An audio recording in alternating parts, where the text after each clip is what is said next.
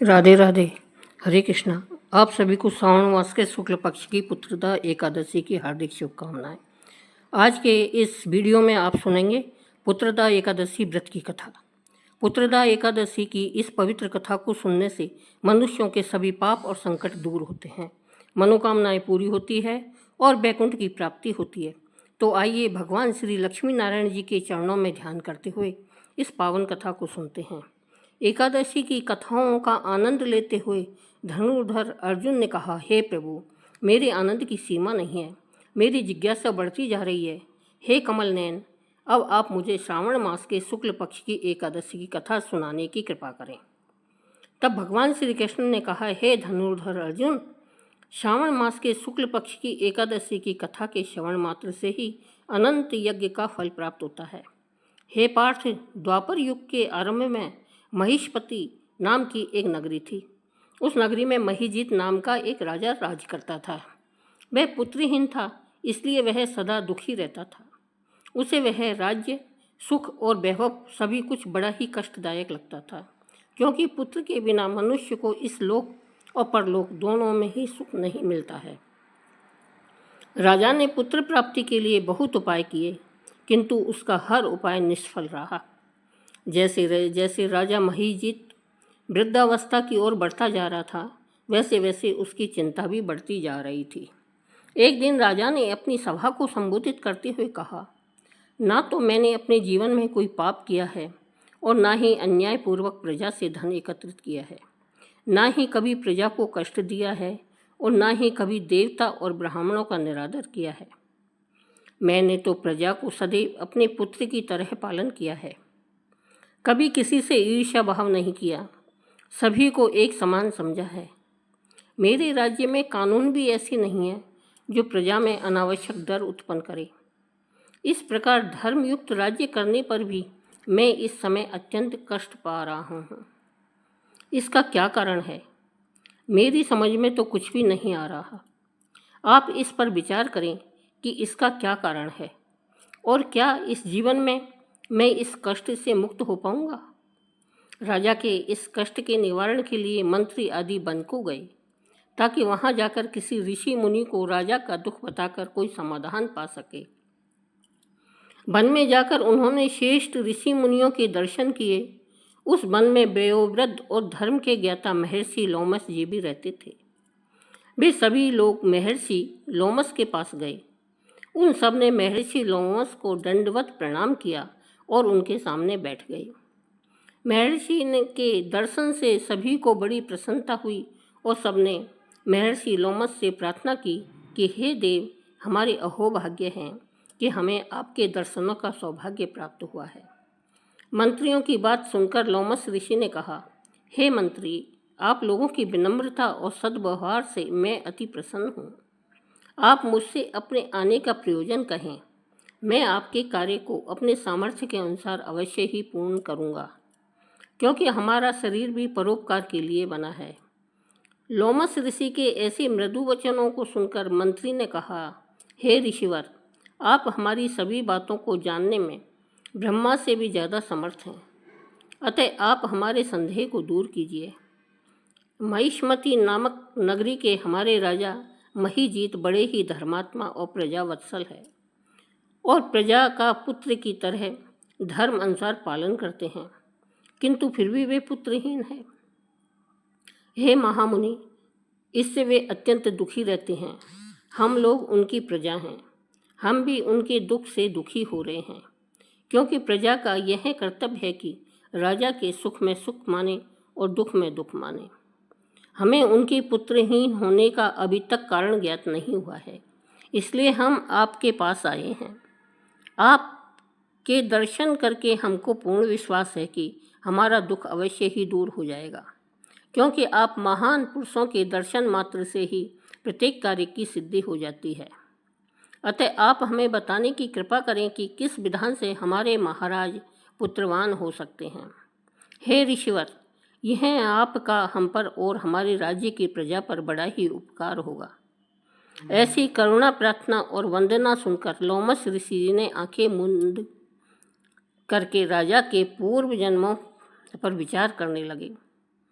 कुछ पलों के बाद उन्होंने विचार करके कहा, हे भद्रजनों, यह राजा पिछले जन्म में अत्यंत उद्दंड था और बुरे कर्म किया करता था। उस जन्म में यह एक गांव से दूसरे गांव में घूमा करता था। एक बार ज्येष्ठ मास के शुक्ल पक्ष की एकादशी के दिन की बात है। यह 2 दिन से भूखा था।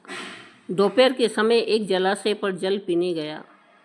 उस स्थान पर उस समय ब्याई हुई एक गाय जल पी रही थी, तो राजा ने उसको प्यासी गाय को भगा दिया और स्वयं जल पीने लगा। हे श्रेष्ठ पुरुषों, इसलिए राजा को यह कष्ट भोगने पड़े हैं। एकादशी के दिन भूखा रहने का फल यह हुआ कि इस जन्म में यह राजा है और प्यासी गाय को जलाशय से भगाने के कारण यह पुत्रहीन है। यह जानकर सभी सभासद प्रार्थना करने लगे कि हे ऋषि, श्रेष्ठ शास्त्रों में ऐसा लिखा है कि पुण्य से पाप नष्ट हो जाते हैं, अतः कृपा करके आप हमें कोई ऐसा उपाय बताइए जिससे हमारे राजा के पूर्व जन्म के सभी पाप नष्ट हो जाएं और उन्हें पुत्र रत्न की प्राप्ति हो। सभासदों की प्रार्थना को सुनकर लोमस ऋषि ने कहा, हे श्रेष्ठ पुरुषों, यदि तुम सभी श्रावण मास के शुक्ल पक्ष की पुत्रदा एकादशी का व्रत और रात्रि को जागरण करोगे और उस व्रत का फल राजा के निमित्त कर दोगे तो तुम्हारे राजा के यहाँ पुत्र अवश्य उत्पन्न होगा। राजा के सभी कष्टों का नाश भी हो जाएगा। इस उपाय को जानकर मंत्री सहित सभी ने महर्षि को कोटि कोटि धन्यवाद दिया तथा उनका आशीर्वाद लेकर अपने राज्य को वापस लौट आए। इसके बाद उन्होंने लोमस ऋषि की आज्ञा के अनुसार पुत्रदा एकादशी का विधान पूर्वक उपवास किया और द्वादशी को उसका फल राजा को दे दिया। इस पुण्य के प्रभाव से रानी ने गर्भ धारण किया और 9 माह के पश्चात एक अत्यंत तेजस्वी पुत्र को जन्म दिया। यह पांडव पुत्र, इसलिए इस एकादशी का नाम पुत्रदा एकादशी पड़ा। पुत्र की इच्छा रखने वाले मनुष्य को विधि विधान से श्रावण मास के शुक्ल पक्ष की एकादशी का व्रत करना चाहिए। इस व्रत के प्रभाव से इस लोक में सुख और परलोक में स्वर्ग की प्राप्ति होती है। हे अर्जुन, पाप कर्म करते समय मनुष्य यह नहीं सोचता कि वह क्या कर रहा है, परंतु शास्त्रों में विदित होता है कि मनुष्य का छोटे से छोटा पाप भी उसे भयंकर दुख भोगने के लिए विवश कर देता है। इसलिए मनुष्यों को पाप कर्म करने से सदा डरना चाहिए, क्योंकि पाप नामक यह दैत्य जन्म जन्मांतर तक उसका पीछा नहीं छोड़ता। प्राणियों को चाहिए कि सत्य व्रत का पालन करते हुए भगवान के प्रति पूरी श्रद्धा और भक्ति रखे और यह बात हमेशा ध्यान में रखे कि किसी के दिल को दुखाने से बड़ा पाप इस संसार में कोई दूसरा नहीं है। और यदि गलती से इस तरह कोई पाप हो भी जाए तो एकादशी का व्रत रखकर भगवान श्री हरि की विधि विधान से पूजा करके अपने पापों का प्रायश्चित करना चाहिए। जीवन में फिर कभी इन गलतियों को न दोहराने के लिए प्रायश्चित की भावना से यदि एकादशी का व्रत रखा जाए तो भगवान श्री हरि सभी पापों को क्षमा कर देते हैं। बोलिए विष्णु देव भगवान की जय। जय श्री कृष्ण। दोस्तों, आज की यह कथा भी खास है क्योंकि यह वो दिन है जब सावन के सुगंधित सोमवार की पूजा भी है और उसी दिन पड़ रही है पुत्रदा एकादशी। सोचिए, एक ही दिन शिव की उपासना और विष्णु की भक्ति। लेकिन इस कथा को सुनने से पहले आपसे एक छोटा सा निवेदन है कि इस कथा को शुरू से अंत तक पूरे मन और श्रद्धा से सुनना। क्या पता बीच में कहीं छोड़ दी तो कथा अधूरी रह जाएगी। तो भक्तों, आज मैं आपको एक ऐसी कथा सुनाने जा रही हूँ जिसमें शिव पार्वती की प्रेम की बारिश भी है और विष्णु लक्ष्मी जी का आशीर्वाद भी का दीप भी है। यह कोई साधारण कथा नहीं है, यह उस सुहागिन स्त्री की कथा है जिसने एक दिन दोनों व्रत एक साथ रखे और उसके जीवन में जो चमत्कार हुआ वो आपने कभी ना सुना होगा। अब भक्तों, सावन का महीना था, धरती हरियाली की चुनर ओढ़े इठला रही थी। गली मोहल्लों में महिलाएं हाथों में पूजा की थाली लिए मन में मंगल भाव लेकर शिवालय की ओर जा रही थी। उसी नगर में एक गांव के किनारे बसी थी एक स्त्री, नाम था उसका वंदना। बहुत ही कोमल मन, सरल वाणी और श्रद्धालु। वो बचपन से ही सावन के सोमवार का व्रत करती आ रही थी, मगर इस बार कुछ अलग था। उस दिन जब वह तड़के सुबह उठी, आंगन में तुलसी के पौधे पर ओस की बूंदें देखी तो उसका मन जैसे कुछ संकेत पा गया। उसने पंचांग देखा और आंखों में आश्चर्य की चमक उभर आई। आज सोमवार भी था और पुत्रदा एकादशी भी। हे भोलेनाथ, हे नारायण, दोनों देवों का एक दिन है एक साथ। यह तो अद्भुत अवसर है। उसने मन में सोचा और उसी क्षण जैसे भीतर से एक पुकार उठी, वंदना, आज तुझे एक ऐसी पूजा करनी है जिसने तेरा ही नहीं तेरे कुल का भी कल्याण हो जाएगा। उसने तय किया, आज वह दोनों व्रत रखेगी, शिवजी की पूजा भी करेगी और विष्णु भगवान की एकादशी का उपवास भी करेगी। सुबह होते ही उसने गंगा जल से स्नान किया, सफ़ेद साड़ी पहनी, बालों में मोगरे के फूल सजाए और पूजा की थाली सजा ली। थाली में बेलपत्र, धूप, तुलसी, दीप, मिश्री, श्रीफल और मीठी मिठाई रखी। वह सीधे शिव मंदिर गई और भोलेनाथ के चरणों में बेलपत्र चढ़ाते हुए बोली, हे मेरे महादेव, आज मैं आपके ही नहीं अपने विष्णु भगवान के भी चरणों में समर्पित हो रही हूँ। आप त्याग के देव हो और वह पालनहार। आज मेरा मन एक ऐसा दीप बन गया है जो शिव की भक्ति से जल रहा है और विष्णु के आशीर्वाद से टिमटिमा रहा है। तो सखियों, इसी बीच कथा में आता है एक चमत्कारी मोड़। जब वह शिव पूजा करके लौटती है और तुलसी जी के आगे दीप जलाकर विष्णु सहस्त्र नाम का पाठ शुरू करती है, तभी आकाश में अचानक बिजली चमकती है और बारिश थम जाती है, जैसे पूरा आकाश उसकी कथा सुनने को रुक गया हो। और उसी रात जब वह सोती है तो उसे स्वप्न आते हैं स्वयं शिव, शंकर और लक्ष्मी नारायण। भोलेनाथ कहते हैं, वंदना, तूने इस पावन योग में मेरी और मेरे विष्णु स्वरूप की एक साथ सेवा की है, मैं तुझसे प्रसन्न हूँ। और नारायण कहते हैं, जो इस योग में व्रत रखेगा उसे मेरी शरण प्राप्त होगी और शिव कृपा भी सदा बनी रहेगी। अगली सुबह जब वंदना जागती है तो उसे ऐसा आभास होता है जैसे उसका जीवन ही बदल गया हो। वह अब केवल एक स्त्री नहीं रही, वह एक तपस्विनी बन चुकी थी, एक भक्त जिसकी पूजा ने काल को मोड़ दिया। वंदना की उस रात के स्वप्न के बाद जैसे उसका सारा जीवन ही परिवर्तित हो गया था। वह अब केवल पूजा पाठ में नहीं, अपने आचरण, अपनी वाणी और अपने हर कार्य में एक दिव्यता महसूस करने लगी थी। उसका मुख मंद मुस्कान से दमकता रहता और आंखों में हल पल आस्था की चमक होती। गांव की औरतें अब उसे आदर से वंदना दीदी या साध्वी बहन कहने लगी थी। सावन के उन दिनों में जब हर स्त्री सावन सोमवारी की तैयारी में व्यस्त रहती, तब वंदना गांव की सभी बहनों को इकट्ठा करके उन्हें भोलेनाथ की महिमा सुनाया करती। और एक दिन सावन की लगातार बारिश के कारण पूरा गांव कीचड़ और पानी से भर गया था। लोग मंदिर जाना बंद कर चुके थे, लेकिन वंदना ने तय किया, अगर भक्त मंदिर में नहीं जा सकते तो मैं भगवान को ही भक्तों के द्वार तक ले जाऊंगी। वह तुलसी के पौधे के नीचे बैठी गीली मिट्टी में एक छोटा सा शिवलिंग बनाया और वहीं लक्ष्मी नारायण की छोटी सी मूर्ति बिठा दी। पास ही आम के पत्तों से एक तोरण सजाया और एक छोटी सी पूजा थाली सजाई। फिर उसने आवाज़ लगाई, बहनों, आज कोई मंदिर ना आए, शिव और नारायण स्वयं हमारे आंगन में पधारे हैं। सावन सोमवार और एकादशी के इस अद्भुत योग में चलो, मिलकर भजन करें और कथा सुनें। धीरे धीरे पूरा गांव उमड़ पड़ा। कोई बाल्टी में फूल लेकर आया, कोई दीपक, कोई जलपात्र तो कोई नारियल। और वही उस मिट्टी के आंगन में बारिश की बूंदों के बीच एक ऐसा दिव्य माहौल बना जैसे काशी और बद्रीनाथ एक साथ उतर आए हों। वंदना ने वहीं बैठकर सबको वह कथा सुनाई जो आज तक किसी ने नहीं सुनी थी। बहनों, जब जब षष्ठी में धर्म की रक्षा की आवश्यकता हुई, शिव और विष्णु दोनों ने अपना रूप बदलकर संसार की रक्षा की। एक बार जब पृथ्वी पर घोर पाप फैल चुका था और एक असुर ने ब्रह्मा से वरदान लिया कि वह ना शिव से मरेगा ना विष्णु से, तब देवताओं ने व्याकुल होकर दोनों महादेवताओं की शरण ली और तब भगवान विष्णु और महादेव ने मिलकर एक नई शक्ति का निर्माण किया। उनकी ऊर्जा से प्रकट हुई एक दिव्य देवी हरिहरणी। वो देवी न पुरुष थी न नारी, न केवल शिव थी न केवल विष्णु। उनका रूप अर्धनारीश्वर जैसा था और तेज सूर्य से भी अधिक। और उसी देवी ने उस असुर का अंत किया। उस दिन सारे देवताओं ने प्रणाम किया। जो व्रती स्त्री सावन सोमवार और पुत्रदा एकादशी के दिन एक साथ उपवास रखेगी, वह स्वयं हरिहर कृपा को प्राप्त करेगी। वंदना ने कथा के बाद सबको प्रेम पूर्वक कहा, आज के दिन का हर क्षण अमृत समान है। सावन की बारिश केवल जल नहीं है, यह भोलेनाथ की कृपा है जो हमारे कण कण में समा रही है।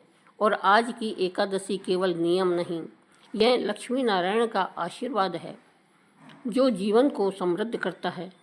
वह सबको तुलसी का पत्ता देती और कहती, इसे मन से लो, यह विष्णु का आशीर्वाद है और मेरी तरफ से एक बहन का प्रेम भी है।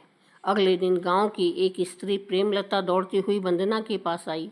बहन, मेरी 8 वर्षों की सूनी गोद अब भरने वाली है।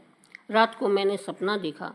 एक देवी ने कहा कि सावन सोमवार और पुत्रदा एकादशी के दिन वंदना बहन के संग जो कथा सुनेगा उसकी हर इच्छा पूरी होगी। अब तो पूरे गांव में वंदना का नाम गूंजने लगा था, लेकिन उसे घमंड नहीं हुआ। उसने हाथ जोड़कर कहा, यह मेरी नहीं, उस हरिहर योग की महिमा है बहनों। उस दिन शिव और नारायण स्वयं हमारे आंगन में उतर आए थे। गांव में वंदना का नाम अब किसी साधारण स्त्री का नहीं रहा था। लोग उसे साध्वी देवी और यहाँ तक कि हरिहर व्रत की साक्षात कृपा कहने लगे थे। लेकिन वंदना वैसी ही विनम्र, वैसी ही प्रेम से भरी हुई, किसी को भी यह आवाज़ नहीं होने देती कि उसमें कोई दिव्य चमत्कार जागा है। वो बस कहती, मैं तो बस सावन की एक भीगी बूंद हूँ। बहनों, शिव और नारायण की कृपा में भीगी हुई तो सखियाँ अब कथा गांव से आगे बढ़ती है। उसी प्रांत का एक बड़ा राज्य था शंखपुर। उस राज्य की रानी राजेश्वरी वर्षों से संतान की प्राप्ति की कामना में अनेक व्रत कर चुकी थी। सभी मंदिरों में मन्नत मांगी, सभी विद्वान ब्राह्मणों से यज्ञ करवाए, मगर कोख अभी भी सूनी थी। रानी का मन उदास हो चला था। सावन का महीना चल रहा था। महल के झरोके से वह बारिश की बूंदें देखती और सोचती, हे महादेव, अगर आप भी मेरे मन की बात नहीं समझते तो कौन समझेगा। हे विष्णु भगवान, आपकी कृपा के बिना जीवन में लक्ष्मी कैसी। उसी दिन उसकी दासी ने उसे एक बात बताई। महारानी, गांव की ओर एक साध्वी रहती है, वंदना नाम है उसका, और कहा जाता है उन्होंने सावन के सोमवार और पुत्रदा एकादशी का ऐसा व्रत किया है जिससे भगवान शिव और विष्णु दोनों उनके स्वप्न में प्रकट हुए हैं और जिनका जीवन अब चमत्कारों से भरा है। रानी चौंक गई। क्या सच में एक दिन में दोनों देवों की कृपा? दूसरे दिन रानी ने वंदना को महल बुलवाया। जब वंदना महल पहुंची तो उसके पांव के छूते ही वहां की सूनी हवाओं में घुंघरुओं की सी गूंज होने लगी। रानी ने श्रद्धा से उसके चरण छुए और कहा, हे बहन, मुझे अपना व्रत बताओ, मुझे उस योग का रहस्य बताओ जिससे शिव और विष्णु दोनों एक साथ प्रसन्न होते हैं। मैं भी वह करूँगी। वंदना मुस्कुराई और बोली, महारानी, यह कोई कठिन तंत्र नहीं है, यह तो बस प्रेम का मंत्र है। जिस दिन सावन का सोमवार और पुत्रदा एकादशी एक साथ पड़े उस दिन शिव जी को जल, बेलपत्र और रुद्राभिषेक अर्पित करो। फिर तुलसी के आगे दीप जलाकर विष्णु का सहस्त्रनाम का पाठ करो। एक बार शिव का ओम नमः शिवाय और एक बार विष्णु का ओम नमो भगवते वासुदेवाय। इन मंत्रों को एक साथ अपने हृदय में बसा लो। यही हरिहर व्रत है और यही उसका चमत्कार है। रानी की आंखों में आंसू थे। उसने संकल्प लिया, इस बार जब यह अद्भुत योग फिर से आएगा मैं भी यही करूँगी, बिना कोई विलंब, बिना कोई संकोच। और फिर सावन का अगला साल आया। वही दिन, वही योग, वही अलौकिक संधि। रानी ने पूरे राज्य में घोषणा की, आज कोई युद्ध नहीं होगा, कोई दरबार नहीं लगेगा, आज राज्य के हर घर में हरिहर व्रत होगा। उस दिन पूरा शंखपुर जैसे आध्यात्मिक गंगा में डूब गया। रानी ने खुद तुलसी में दीपक जलाया और वंदना के साथ बैठकर पूरी पुत्रदा एकादशी और सोमवार व्रत कथा सुनी। और उसी रात रानी को स्वप्न आया। स्वप्न में महादेव और लक्ष्मी नारायण प्रकट हुए। भोलेनाथ बोले, राजेश्वरी, तुम्हारा प्रेम, तुम्हारी श्रद्धा और तुम्हारा संयम अब फल देगा। और नारायण बोले, हे देवी, तेरा गर्भ अब केवल संतान नहीं, एक पुण्य आत्मा को धारण करेगा। नवमी तिथि पर रानी के गर्भ का समाचार पूरे राज्य में गूंज उठा। लोगों ने कहा, हरिहर व्रत के राज्य को वंश दिया है। वंदना अब केवल गांव की साध्वी नहीं रही, वो हरिहर कथा की जीती जागती प्रतीक बन गई। और बहनों, उसी दिन से यह परंपरा शुरू हुई कि जब भी सावन का सोमवार और पुत्रदा एकादशी एक साथ पड़े, स्त्रियां, बहनें, बेटियां एक स्थान पर इकट्ठी होती हैं और इस दिव्य कथा को सुनती है। एक थाली में बेलपत्र, तुलसी, चावल, दीप और एक लाल फूल रखकर वे कहती हैं, हे भोलेनाथ, हे नारायण, आज हम वंदना और राजेश्वरी की तरह ही एक साथ दोनों व्रत रखते हैं। हमें भी वही भक्ति दो, वही प्रेम दो, वही वरदान दो। राज्य में हरिहर व्रत की महिमा फैल चुकी थी। राजमहल से लेकर गांव की झोंपड़ी तक हर स्त्री अब सावन के इस अद्भुत योग का इंतजार करने लगी थी। किंतु वंदना का मन अब और भी गहन साधना की ओर आकर्षित होने लगा। एक रात तुलसी चौरे के पास दीप जलाते समय उसकी आंखें अपने आप बंद हो गई और स्वप्न में एक मंद स्वर गूंजा, वंदना, तेरे कर्म पूरे नहीं हुए। सखियों, सावन का पावन महीना था और हर दिशा से हरियाली झांक रही थी। वही वंदना ने पुत्रदा एकादशी और सावन सोमवार के अद्भुत संयोग पर हरिहर व्रत किया, जिसने उसका जीवन बदल दिया, प्रेमलता की सूनी गोद को भर दिया और राजेश्वरी जैसी रानी तक को ईश्वर के निकट ला दिया। किंतु साधना की यात्रा इस व्रत को केवल व्रत न मानकर योग बना देने की थी। एक दिन स्वप्न में उसे संकेत मिला, तुझे अभी एक और स्थान जाना है, वहाँ जहाँ गंगा शिव के चरणों से निकलकर बहती है, जहाँ विश्वनाथ स्वयं हरिहर रूप में प्रकट होते हैं। और साधना ने उसी क्षण संकल्प लिया कि अब वह काशी जाएगी। उसने पैदल यात्रा आरंभ की। कंधे पर एक छोटी पोटली जिसमें तुलसी के पत्ते, बेलपत्र, गंगा जल की शीशी और मन में भक्ति का महासागर था। मार्ग में वह जहाँ रुकती, लोग उसे देखने आते। कोई शिव कथा सुनता, कोई विष्णु सहस्त्र नाम, और साधना की यात्रा चलती फिरती तीर्थ बन गई। काशी पहुंचते ही काशी विश्वनाथ मंदिर के भीतर जैसे एक आंतरिक स्पंदन उठ गया। साधना ने बेलपत्र अर्पित किया और जप करने लगी, ओम नमः शिवाय, ओम नमो भगवते वासुदेवाय। तभी एक संत प्रकट हुए और बोले, क्या तू वही है जो हरिहर योग से शिव विष्णु को प्रसन्न कर चुकी है? साधना ने सिर झुकाया। वे बोले, चल, तुझे उस हरिहर मठ में ले चलूं, जहाँ केवल विशुद्ध आत्माएं जाती हैं। वहाँ एक शिला थी, आदि शिवलिंग और आदि विष्णु चरण पद। उस हरिहर शिला को देखकर साधना की आंखों में आंसू बह निकले। उसी क्षण उसने ब्रह्मांड के प्रारंभ की कथा का अनुभव हुआ, जब शिव और विष्णु पहली बार एक दूसरे से मिले और ब्रह्मा ने इस शिला को अपने कमंडल से प्रतिष्ठित किया। कहा जाता है, जो भक्त सावन के सोमवार और पुत्रदा एकादशी पर उस शिला का ध्यान करता है, वह स्वयं देवताओं द्वारा रक्षित होता है। साधना ने वहाँ पुनः व्रत का संकल्प लिया, न किसी वर के लिए, न किसी फल के लिए, बल्कि इस उद्देश्य से कि हर स्त्री इस योग को समझे। तभी आकाश से ज्योति उतरी और आकाशवाणी हुई, हे साधना, तू अब हरिहर व्रत की आदि शक्ति बन चुकी है।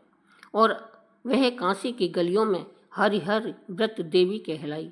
परंतु उसके भीतर कोई अहंकार नहीं था। वह गांव लौटी तो बरसात के अंतिम दिन थे। स्त्रियां प्रतीक्षा कर रही थी। उसने सबको पुत्रदा एकादशी और सावन सोमवार का संयुक्त व्रत समझाया। स्नान करके सफ़ेद वस्त्र पहने, एक थाली में तुलसी, बेलपत्र, मिश्री, दीपक, फूल और गंगा जल रखे। शिवलिंग पर जल अर्पित कर ओम नमः शिवाय का 108 बार जाप करें। फिर तुलसी के समीप दीपक जलाकर ओम नमो भगवते वासुदेवाय का 108 बार जाप करें और दोनों हाथ जोड़कर नेत्र बंद करके कहे, हे प्रभु, आज मैं शिव की शांति और विष्णु की कृपा को अपने हृदय में एक साथ उतार रही हूँ।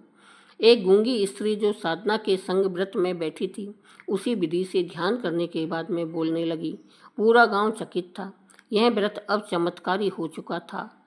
फिर साधना ने कहा, क्यों न इस दिन को उत्सव बनाएं। हर स्त्री पीले, सफ़ेद और हरे वस्त्र पहने, झांकी निकले, हरिहर कथा को हो, भजन हो, और तभी से यह उत्सव प्रथा शुरू हुई। एक दिन एक साधु पार्वती माता को कथा सुना रहे थे कि कैसे सुशीला नामक स्त्री ने पुत्रदा एकादशी और सावन सोमवार का संयुक्त व्रत किया, महामारी से ग्रसित गांव को बचाया। उसकी भक्ति से भगवान प्रसन्न हुए और फिर मालती ने वही व्रत किया, जो उसे शिव और विष्णु दोनों के दर्शन हुए। और अंत में वैदेही, जो मंदिर की सीढ़ियों पर बैठकर इसी व्रत की कथा सुनकर प्रेरित हुई और जंगल में जाकर तपस्या की, महादेव और विष्णु दोनों ने दर्शन दिए। यही नहीं, नारद मुनि ने माता पार्वती से कहा, यह पुत्रदा एकादशी जब भी सावन सोमवार संग आती है, यह एक दिव्य योग होता है। इसमें व्रत करने वाली स्त्री 100 जन्मों तक पुण्य फल को पाती है। उसका जीवन केवल उसका नहीं, उसके वंशजों का कल्याण करता है। इसलिए सखियों, जब भी यह योग आए, इसे केवल नियम ना मानो, इसे हरिहर मिलन का उत्सव मानो, प्रेम और समर्पण का व्रत मानो और यही साधना की कथा, वंदना की अनुभूति, प्रेम लता का आशीर्वाद, राजेश्वरी की पूर्णता और समस्त नारी शक्ति की जीवन गाथा है। मालती रो उठी प्रेम के आंसू और कृतज्ञता से, और तभी उसकी झोंपड़ी से प्रकाश निकलने लगा। उसके गांव में खुशहाली आ गई, नदियां भर आई, खेत लहा उठे और हर बहन उसके व्रत की कथा सुनकर उसी दिन का व्रत करने लगी। अब आप सोचिए बहनों, जब मालती जैसी साधारण स्त्री ने उस दिन को अपने प्रेम से इतना पावन बना दिया, तो हम क्यों न आज उस पुण्य संयोग को पूरी श्रद्धा और भक्ति से अपनाएं। यह पुत्रदा एकादशी और सावन सोमवार दोनों का संगम आज हमारे जीवन को उजाला दे सकता है। शिव का वरदान और श्री हरि की कृपा दोनों एक साथ अब माँ पार्वती कहती हैं, हे नारद मुनि, इस कथा को तो मेरा मन पुलकित कर दिया। मैं आज इसी क्षण उस मालती की तरह व्रत करूंगी।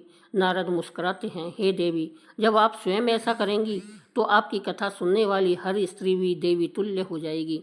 जैसे जैसे समय बीतता गया, माता पार्वती और भगवान शिव का वह दिव्य संवाद हिमालय की चट्टानों पर अंकित होता गया। हवा में वह कथा गूंजती रही और हर पेड़, हर नदी, हर बादल उसमें सम्मिलित हो गया। उसी समय जब सावन के शुद्ध जल से आकाश और धरती दोनों भीग रहे थे, तभी एक और चरित्र हमारी कथा संग्राम में प्रवेश करता है। एक साधारण ग्वालिन जिसका प्रेम और श्रद्धा दोनों ही देवी लक्ष्मी और शिव पार्वती के चरणों में पूर्ण समर्पण था। उस ग्वालिन का नाम था नीलिमा। नीलिमा प्रतिदिन अपने घर के पास तुलसी चौरे में दीप जलाकर माँ लक्ष्मी का स्मरण करती और सावन के हर सोमवार को शिवलिंग पर बेलपत्र अर्पित कर प्रभु शिव से यही प्रार्थना करती, हे भोलेनाथ, मुझे वही प्रेम दीजिए जो माँ पार्वती ने आपको अर्पण किया था। वो श्रद्धा दीजिए जिसमें मैं अपने जीवन को आपकी पूजा में अर्पित कर सकूं। नीलिमा का यह समर्पण धीरे धीरे पूरे गांव में प्रसिद्ध हो गया। बहनें उससे सावन सोमवार की पूजा विधि पूछती तो वह बड़े प्रेम से उन्हें सब सिखाती। एक दिन पुत्रदा एकादशी के अवसर पर नीलिमा ने व्रत रखा और उसी दिन सावन सोमवार भी था। उसने प्रातःकाल उठकर गंगा जल से स्नान किया, बेलपत्र एकत्र किए और तुलसी की पत्तियां माँ लक्ष्मी के चरणों में चढ़ाई। फिर उसने ध्यानपूर्वक व्रत कथा का श्रवण किया और प्रतिज्ञा की, मैं आज न तो अन्न ग्रहण करूंगी न जल, जब तक मेरे दोनों आराध्य महादेव और महालक्ष्मी मेरी साधना से प्रसन्न न हो जाए। उस रात जब वह व्रत की कथा सुनते सुनते निद्रा में चली गई, तब एक स्वप्न आया। महालक्ष्मी और भगवान शिव स्वयं प्रकट हुए। शिव बोले, वत्स नीलिमा, तुम्हारी भक्ति ने कैलाश तक की भूमि को पुलकित कर दिया है। तूने एक ही दिन पर दोनों पर्वों का जिस श्रद्धा से मनाया है, वह युगों में एक बार ही कोई करता है। माँ लक्ष्मी मुस्कुराई और बोली, तू धन्य है पुत्री, तेरी झोंपड़ी में अब अन्न की कमी नहीं रहेगी। तेरे जीवन में कभी दरिद्रता नहीं आएगी, क्योंकि तूने मेरी पूजा तुलसी दल से की है, जो मुझे अति प्रिय है। स्वप्न टूटते ही नीलिमा रो पड़ी, पर वह रोदन पीड़ा का नहीं, आनंद का था।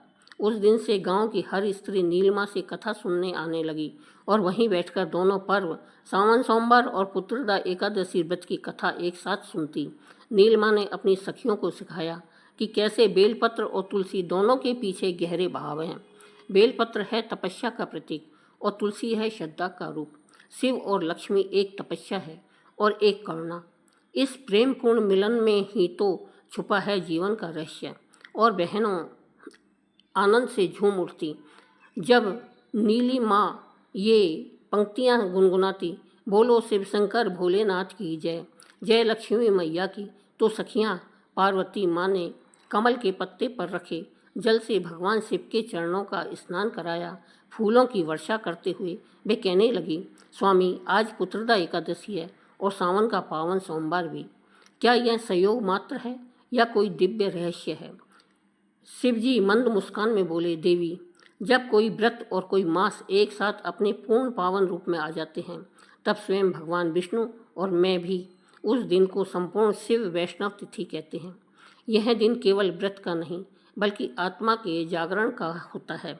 तो सुनो बहनों, उसी समय एक गांव में एक विधवा स्त्री जिसका नाम सुहानी था, वह बरसों से अपने जीवन में केवल दुख ही देखती आई थी। पति की मृत्यु के बाद समाज ने उसे तिरस्कार से देखा, लेकिन उसने कभी आस्था नहीं छोड़ी। उस सावन के सोमवार जब पुत्रदा एकादशी भी थी, वह नंगे पांव शिव मंदिर पहुंची। रास्ते में कांटों से उसने पांव लहूलुहान हो गए थे, लेकिन ओमकार की गूंज और बारिश की हर बूंद मानो उसे साहस देती चली जा रही थी। मंदिर में जाकर उसने बेलपत्र चढ़ाए और विष्णु सहस्त्रनाम का जप भी किया। उसने शिव और विष्णु दोनों की आराधना की और उस दिन जो चमत्कार हुआ वह किसी ने सोचा भी न था। सुहानी की आंखें बंद थी। वह प्रार्थना कर रही थी, हे प्रभु, मुझे कोई धन वैभव नहीं चाहिए, मुझे बस इतना वरदान दो कि मेरी जैसी हर स्त्री अपने जीवन में सम्मान पाए और मुझे वो शक्ति दो कि मैं खुद के लिए जी सकूं, किसी के सहारे नहीं। तभी मंदिर की भीतर से एक दिव्य प्रकाश फूटा। लोगों ने देखा, वहाँ एक तेजस्वी बालक खड़ा था। कोई नहीं जान पाया वह बालक कौन है, पर उसके स्वर में जो शांति थी वह असाधारण थी। बालक ने सुहानी के पास आकर कहा, तुलसी, तपस्या से तुमने देवों को भी झुका दिया है। आज से तुम्हें पुत्रदा व्रत देवी के रूप में पूजा जाएगा। और जैसे ही बालक ने यह कहा, वह अदृश्य हो गया। मंदिर में शिव, पार्वती और लक्ष्मी नारायण की प्रतिमा में दिव्य प्रकाश उभर आया। भक्त रो पड़े। कोई कहता यह विष्णु भगवान थे, कोई कहता शिव जी का चमत्कार। लेकिन जो जानता था वह जानता था, यह सावन का जादू था और पुत्रदा एकादशी का वरदान। प्रेम से बोलिए जय श्री हरि विष्णु, हर हर महादेव। दोस्तों, कथा पसंद आई हो तो कथा को लाइक करें, चैनल को सब्सक्राइब करें एवं कमेंट में हर हर महादेव लिखें। धन्यवाद।